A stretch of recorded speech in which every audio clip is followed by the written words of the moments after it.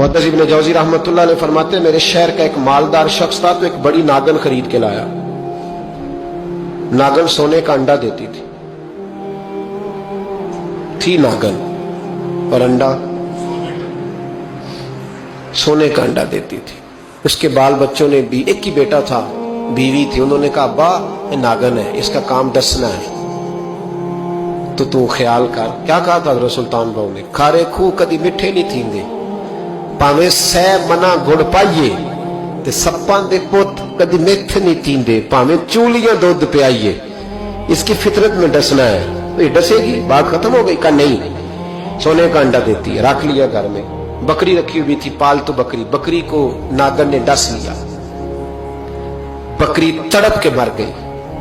बीवी और बेटा कहने लगे ख्याल कर, बकरी को डस लिया ना उसने। उसने कहा बकरी कितने की? का 6 दिनार की। सोने का अंडा कितने का?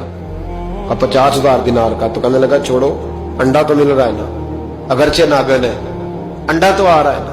कुछ दिनों के बाद घर में घोड़ा रखा था, घोड़े को डस लिया, तड़प के मरा घोड़ा। उसको फिर समझाया बीवी और बेटे ने कि बस कर दे, ये नागन है, ये डसेगी। उसने कहा घोड़ा कितने का? 20 दिनार का। तो अंडा कितने का? 50,000 दिनार का। तो छोड़ो, घोड़ा मरने तो नया ले आएंगे। अल्लाहु अकबर।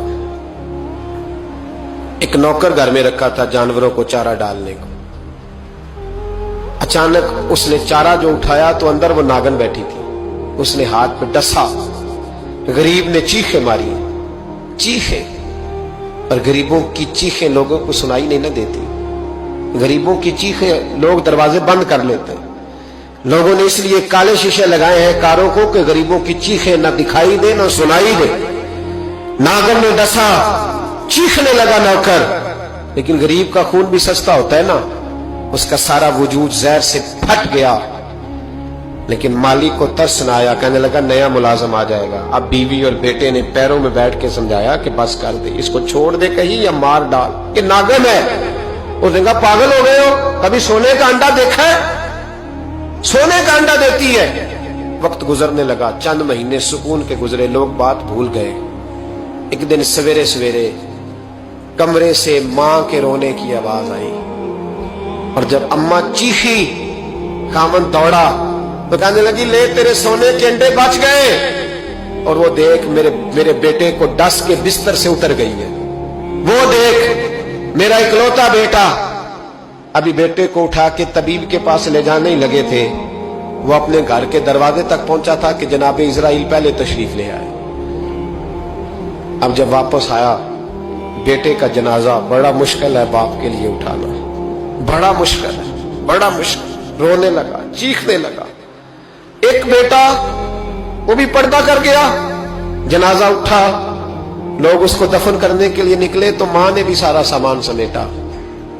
मां ने भी वापस आके कहने लगा तू कहां जा रही है? कहने लगी इस वेड़े में, इस सहन में मेरे बेटे की मौत हुई। यहां सोने के अंडे बचे पर मेरा बेटा नहीं बचा। मैंने उस आंगन को क्या करना है जिसमें सोना तो पड़ा हो पर बेटा मां पुकारने वाला हो ही कोई ना।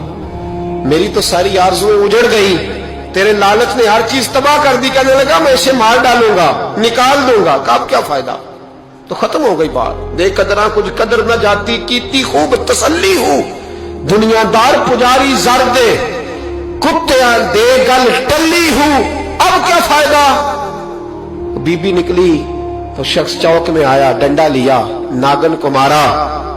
और इब्न जौज़ी फरमाते हैं वो पागलों की जिंदगी बसर करता था।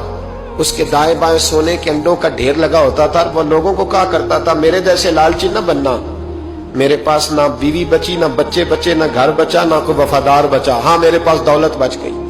आज लोगों ने दौलत बचाई, दौलत बचाई, दौलत सगा भाई अलहदा कर दिया, बहन से मुलाकात तर्क कर दी, ये पैसे मांगती है। लोगों ने हर रिश्ता नाता तोड़ दिया, दौलत बचाई, दौलत।